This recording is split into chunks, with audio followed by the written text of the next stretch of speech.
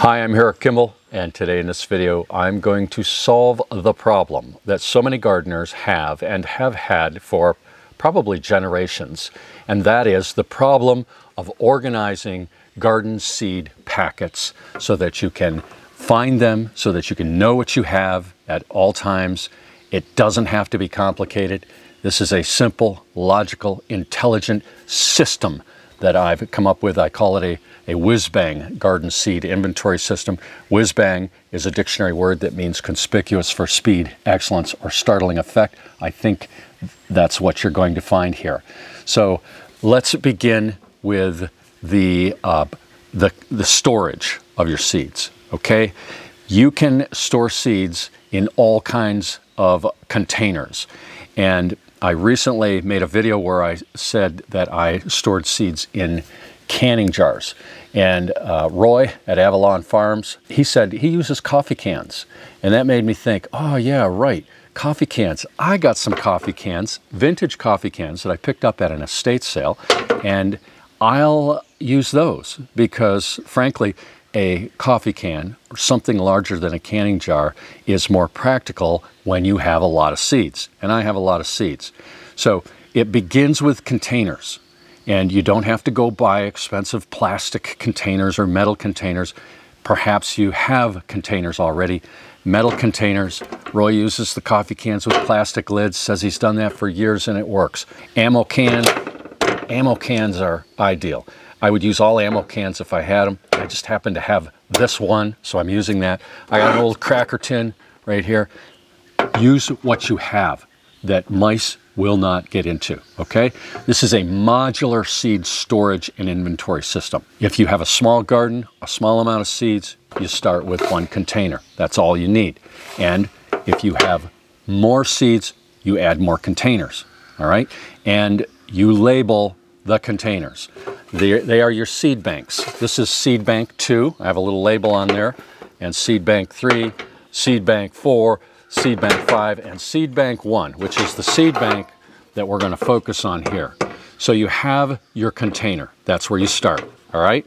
And into your container, you're going to put your seed packets, okay? And you're going to put as many seed packets as your container holds. Here we have all these packets, all right? And they're in seed bank number 1. So what I have done with every packet up here in the left-hand corner of every seed packet, using a red Sharpie, I have put a 1. And I've done the same thing for seed bank 3. Every seed packet in there has the 3 in that case. But here we're dealing with seed bank number 1, and all of these packets have a 1. So in other words, these have a place. And if I'm planting my garden and I've got packets from seed bank 5 and 4 and 3 and 1, I've got them spread all over the place. This is typical. And when it comes time to put them back away, it's real simple. I get all the ones and I put them in seed bank number 1. Okay? That's the first thing. You label your seed packets. Part 2, and a very important part of this system, is the seed bank inventory sheets. Okay?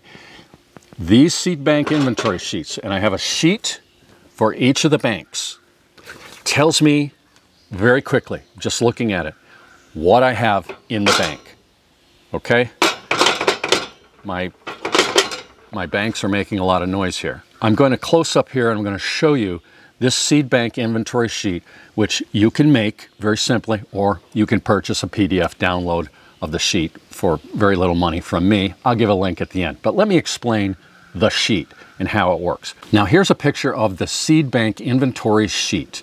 And you'll notice that on the left side of the sheet, I have a red rectangle there, and that's showing you that I have given this sheet a little bit more space on the left side so that it could be hole punched and put in a binder if you want. But I just paper clip my sheets together. Okay, and at the top, there's a place to put the number of the seed bank. All right, you're going to inventory each seed bank. You put the number of the seed bank, and we're dealing with seed bank number 1 here. The first thing under the name of the seed is the kind of vegetable it is. And this is in the very left-hand side. You can see I have cabbage, cabbage, cabbage, lettuce, lettuce, kale, squash, broccoli, cucumber, cucumber, cucumber, and then later down in the list I have more cucumber. That's okay. You don't have to put all the cucumbers together. You don't have to put all the cabbages together. You can have them mixed up. But the point is that by putting the name of the vegetable first, way over on the left, you're going to be able to just scan down that page and see what you have. Then next, I'm going to put the name of that vegetable at the top, Ruby Perfection cabbage, Bilko Chinese cabbage. All right, so that would go in the column next. So the last thing that I put in that name column on the far right, as you can see, is whether this particular seed is a hybrid, an F1. The next column, source, I like to put where I got the seed, okay? I think that's useful information. Then over on the far right, year, size, and price column. I'm going to put the year that I purchased the seed. Then I'm going to put the size of the seed packet, if it's a packet, or if it's, sometimes they tell you how many seeds are in there. Like the kale winter boar, it's 250 seeds. And then onion Patterson, down further, you can see it's 1KS, that means 1,000 seeds. If I have that information on the far right, I'm going to put the price, what I paid. I think that would be interesting for future reference. So that's it. It's that simple. I have one page for each bank. I have all that information on the page, and I can quickly determine, even though I have 5 seed banks here, I can very quickly look at my 5 pages, scan down the columns, and get the information I need. I can find those seeds really quick. This page will need to be modified, okay, as time goes on. In other words, if a seed packet is used up, I want to indicate that on the page, and I'll indicate that by drawing a line through that item. And I don't want to black it out or anything. I want to just draw a line through there. I want to still be able to see that information, but I want to indicate that that is gone. Also, there is the option here with this sheet to put notes. You could indicate with an asterisk on the left, and or perhaps an arrow over on the right, that you have information, more information, additional information that you want to write down for yourself, and you put it on the back of the sheet. As time goes on, you may add more sheets, in which case you might want to label this 1A and your next sheet for Seed Bank 1 as 1B. Perhaps you'd want to staple them together. As the years go by, you may want to rework your pages. You know, it's be a nice winter job, right? To reorganize your seed bank inventory pages. So that's the system. You see how simple it is? You start with your container, a seed bank, you label it, you assign your seed packets to it, and you create an inventory sheet. It's that simple. You work the system, and you're going to create order out of chaos. That's the whole point of an organized system for taking care of your seeds. Like I said, I do have a PDF of this sheet. You can purchase it at planetwhizbang.com in the gardening section. I'll put a link in the description.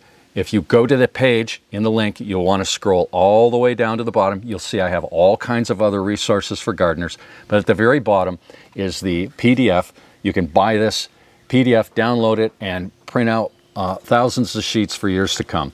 So no excuses.